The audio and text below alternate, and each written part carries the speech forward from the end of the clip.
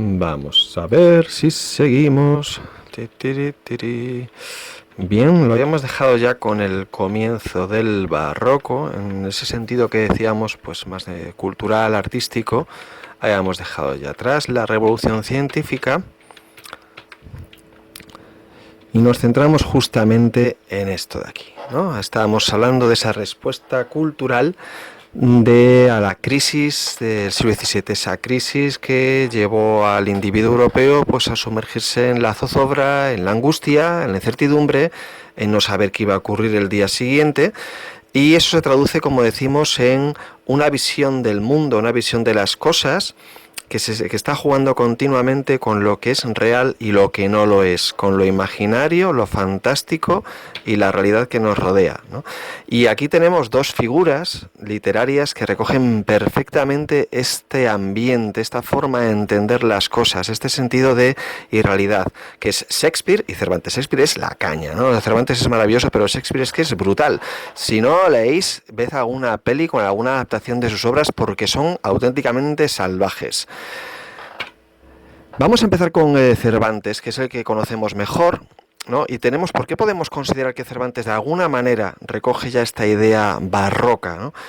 Fundamentalmente está en esa dualidad con la que construye el Quijote, la figura de Sancho Panza frente a Don Quijote, la figura de la realidad, ¿no? El sentido común que ve un molino delante de uno, y el sentido de lo completamente imaginario y fantástico que representa la figura de Don Quijote. Al final de la obra, tanto uno como otro se contagian de ese realismo, esa fantasía exacerbada. Y lo mismo nos encontramos con Shakespeare, dándole un toque todavía más barroco. Si no sabemos lo que es la realidad, esta vida quizás se convierta en mera muerte o quizás sea un sueño. Este es el discurso que tiene Hamlet frente a esa famosa calavera cuando habla de ser o no ser. Y lo encontramos también en otra obra del barroco, típica del barroco español, Calderón de la Barca, ya directamente con el título La vida es sueño, y si es un sueño, los sueños es lo que son y no son la auténtica realidad. Pero como decimos, existe una confusión continua entre lo que existe y lo que no es, entre lo que es la apariencia y lo que es la auténtica realidad. Y esto se traduce fundamentalmente en una auténtica revolución en el campo del teatro. La gente del siglo XVII adora el teatro, adora la dramaturgia y adora además un teatro que es muy efectista, es el teatro de efectos especiales. Es la primera vez en la historia en la que empiezan a utilizar determinadas cosas como el humo, como la iluminación, para dar más impacto a lo que están representando en ese momento. Y al mismo tiempo, en el teatro de la época aparece con muchísima fuerza la figura de lo sobrenatural, los espíritus, las brujas, apariciones, espectros, que aparecen sobre todo en el cine, en el teatro de Shakespeare, aunque no solamente en él, ¿no? Aquí, por ejemplo, pues eso, cuando aparece la figura de su padre ante Hamlet, clamando venganza. Esto va a ser muy típico en todo el siglo XVII, por lo que estamos diciendo, porque no tenemos esa diferenciación tan clara entre lo que es real y lo que no lo es. Los científicos la tienen, los literatos juegan con ella. Y si vemos también otro ejemplo, no podemos dejar de trabajar el barroco desde la otra rama artística que nos falta, que es quizás la más importante en esta época. Bueno, pues es una cuestión de opiniones, pero es extremadamente relevante, que es la pintura. La pintura va a conseguir una evolución pasmosa frente al Renacimiento o esa pintura flamenca que hablábamos del siglo XV. Y fundamentalmente en el siglo XVII pues nos encontramos tres escuelas muy muy importantes, que es la escuela española. Recordamos que España vive su edad de oro a nivel cultural, no solamente en la literatura, sino también en la pintura, la escuela italiana y la escuela holandesa. No vamos a hablar de muchas obras, pero solamente vamos a plantear 3 o 4 para que veamos cómo es cómo son estas nuevas técnicas pictóricas. Empezamos con Caravaggio, que es lo que sería el fundador de lo que se conoce en arte con el nombre del tenebrismo. Y si nosotros queremos hacer una diferencia fundamental con toda la pintura del Renacimiento, en el Renacimiento la luz no juega, no tiene un papel primordial. La luz es uniforme en todo el cuadro. Aquí, sin embargo, en el barroco, amantes del efectismo, amantes de ese drama, la luz se convierte en el aliado del pintor y va a jugar con ella para iluminar aquellas cosas que le interesa representar del cuadro. Aquí, por ejemplo, tenemos el momento en el que Jesucristo, es una representación religiosa, curiosamente, Jesucristo está pidiendo a Mateo, que es un recaudador de impuestos, que lo tenemos aquí sentado, ¿no?, mirando su dinero, para que le siga. Y si os das cuenta, en las figuras que aparecen, en las caras, es muy teatral, ¿no? Es teatral, esta persona apuntando con el dedo, hacia Mateo, esta otra persona que, como decimos, está enviando el dinero, este avaro con sus gafas que también está contemplando las monedas, esa figura que no se cree del todo lo que está ocurriendo, pero en el fondo es siempre muy expresivo. Lo que estamos diciendo, el barroco es muy, muy teatral. Y si nos vamos, por ejemplo, al norte, a Holanda, ¿no? Aquí tenemos es también otra de oro para la cultura holandesa, y tenemos aquí figuras de primer orden como pueden ser Rembrandt, Vermeer o Frans Hals. Aquí nos vamos a quedar únicamente con un par de obritas, que hay muchísimas, pero bueno, pero que es únicamente para que nos hagamos una idea, ¿no? Esta es la lección de anatomía. Algo también, claro, muy propio. En el norte de Europa la revolución científica está avanzando y tenemos temáticas que son distintas de las del sur. Y nos encontramos aquí con precisamente un médico que está haciendo un estudio forense de un cuerpo y sobre todo fijaos en las caras que tienen las personas, los individuos que están contemplando la lección, ¿no?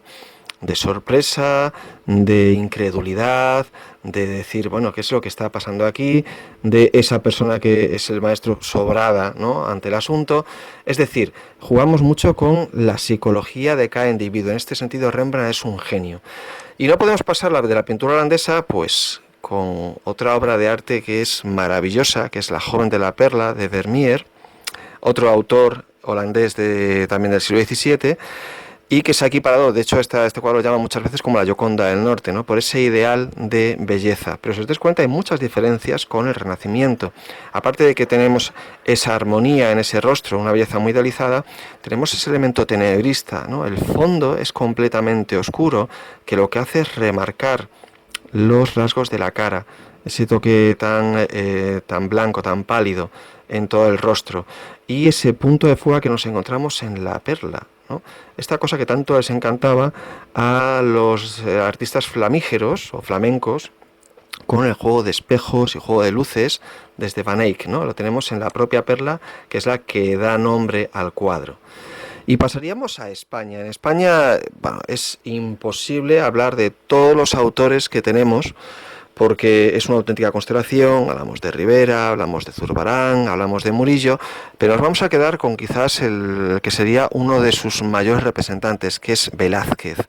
Velázquez es un pintor que nace a final del siglo XVI y morirá en 1660, y que va a ser, desde muy pronto, va a ser el pintor de la corte, ¿no?, con Felipe IV, y va a ser también, de alguna manera, el jefe de cortejos y de festejos que se desarrollan en esa corte real. Pero realmente él empieza mucho antes, él empieza en Sevilla, él es sevillano y empieza con un estilo que recuerda mucho a ese que hemos visto de Caravaggio, el estilo tenebrista, en el que vemos esa oscuridad y ese juego de luces que lo que hace es precisamente, pues, incidir en aquellas cosas que el pintor quiere destacar, ¿no? Son cuadros extremadamente realistas. Velázquez no solamente es un genio a nivel técnico, sino que le gusta plasmar la realidad tal y como es, ¿no? Rechaza un poco ese idealismo tan clásico del siglo XVI y lo vemos, pues, en los rasgos perfectamente representados del niño y de la vieja, ¿no?, en esa naturaleza muerta que aparece con los huevos, con la tinaja, la calabaza, etcétera, etcétera.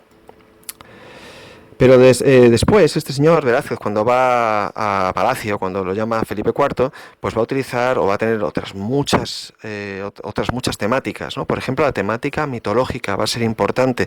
En España prácticamente nadie lo utiliza, imbuidos por la religión, pero Velázquez sí.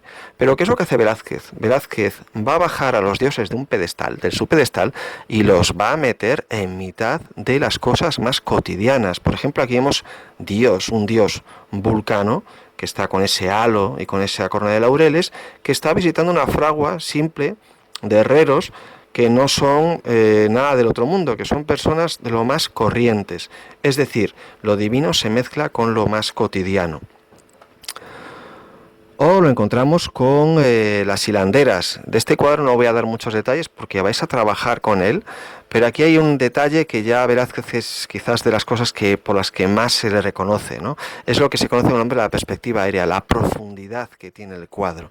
¿Cómo consigue? Si os des cuenta, en este cuadro hay dos escenas. La primera, esta gente que está hilando, y la segunda, que aparece como una segunda, en un segundo plano, que tiene una temática más de carácter más mitológica, pero que además está muy logrado por el juego que tiene de la luz y de los tonos de color, que le da una gran profundidad. Parece que nos podemos meter en ese cuadro por ese foco de luz que tiene en el segundo plano y por esos colores un poquito más claros, un poquito más apagados de ese segundo plano del que hablamos frente a las personas que están en este primer plano, hilando.